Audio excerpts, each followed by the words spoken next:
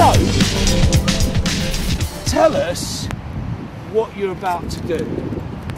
Okay, in a few days I will be flying to northern Sweden. It's about 200 miles north of the Arctic Circle, and I will be taking a team of Huskies for a week-long trek across the Arctic to raise money for the Dogstrust. Obviously, I've always supported the Dogstrust. I think that they are a fantastic charity, and the things that they do, other than the rehoming, I think are really important.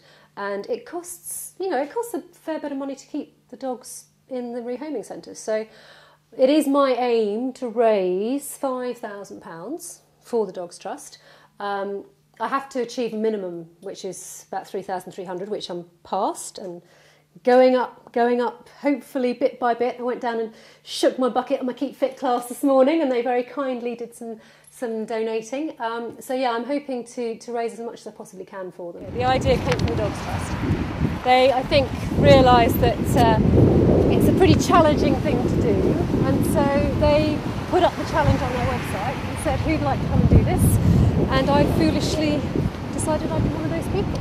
So what do you know about Arctic survival, Huskies, going fast? How fast do you go? Well, it depends on the ice and it depends on how many dogs you've got. I know a little bit about it because I've got some very good friends, Sally and Ali, who run Forstall Siberians. They're a racing Husky team, and they're currently doing really well in the racing league table, and they very kindly let me spend some time with them at 4 o'clock in the morning because it's too warm for the Huskies at sort of later on in the day.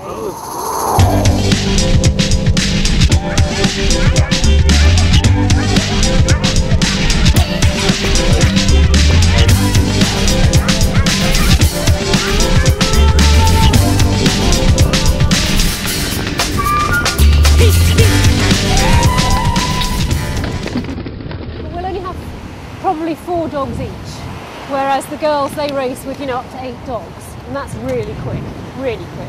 And the thing I didn't understand is, okay, you're on your sled and you've got your dogs in front of you, and I mean, I've driven pony and trap before, and I thought reins, dogs, control. No, you're not in contact with the dogs. Right, so what they do their thing. To the sled, yeah. They just do their all thing. All voice command. Right. All voice command. So it's G, ho. So you have to speak their language. It's a universal dog language, apparently. Oh, okay. Hang on, let's try it out. Willow. G. G. G. G. Susan. G. You see, they know. G. G. G. They won't ho because they'll end up in the sea. Ho. Ho. Ho. Go on. See, so you speak dog. Yeah, apparently, but only Siberian, Alaskan, Eskimo dog. International dog. Yeah. I'm loving this. So you've done some training with your friends, yeah. But what else can prepare you for it? Because obviously, first of all, it's bloody cold. It's very cold, and you need to have a certain level of fitness. We were all issued with a list of what we have to do. So that includes interval training, running, circuit training, lots of strength building exercises. Because you stood like this all day on the back, and you're like this. So it's not about. It's all about. Yeah, it's all about this core strength. Yeah. So very much from the middle. Exactly. So lots of. I'm supposed to be doing 3 lots of 1 minute plank pose every day. I'm supposed to be doing plank, where you like. You want me to do it on the beach? Yeah. I'm not very good at this. Okay, so. You like that? Right. And then you stick your legs up and you stay like that. Okay. For a minute.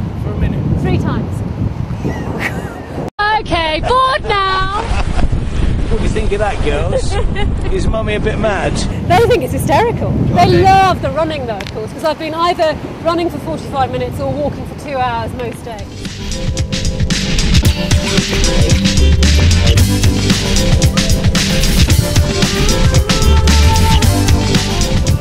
So, what do you think's special about the trust? Well, the Dogstrust is the largest dog charity in the UK, and I think it might even be close to in the world. Yeah, I mean they are, I think, the best dog charity. They look after 16,000 dogs a year. But it's not just about the rehoming centres. I mean, that's really thousands. 16,000. And there are waiting lists just as long as your arm for all the centres. Because to have dogs taken to them? Yeah, not to get the dogs out, to get the dogs in.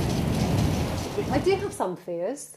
They're not huge. I mean, I was pretty terrified about a month ago, thinking, oh God, what have I done? But, you know, let's face it, it's only a week, and I've been, you know, talking to my friends who race Huskies all the time, and they give me confidence. I've been out with the Huskies. I know what to expect, and, you know, it's not as if I'm going to the pole, so I don't really have too many fears on that front now. I'm more scared about things like whether I'll be able to get phone calls into you guys, or whether or not I'll get enough photos for all the people who've supported me. And whether or not they'll really be still here when I get back. And what are the perils? Falling off, and falling off. Pretty much it, I mean, you're going over frozen lakes, but at this time of year there's no danger of... Going through? Going through. Hopefully not, no, hopefully not. There are bits where you have to be really careful that you've got your dogs tied together at the front, because if you come to a tree and you get a dog on either side of a tree, that's obviously not a good thing. So a lot of it is to do with safety measures before you set off, you know, making sure that you've got all your harnesses on properly, all your leads on properly, all the different ties on properly. So that's kind of crucial. But obviously the priority when I'm out there is going to be looking after the dogs. I'm raising money on justgiving.com. I've got a website which is called verycoldclaire.com. It's Claire, C-L-A-I-R-E, and my Just Giving site is also Very Cold Claire.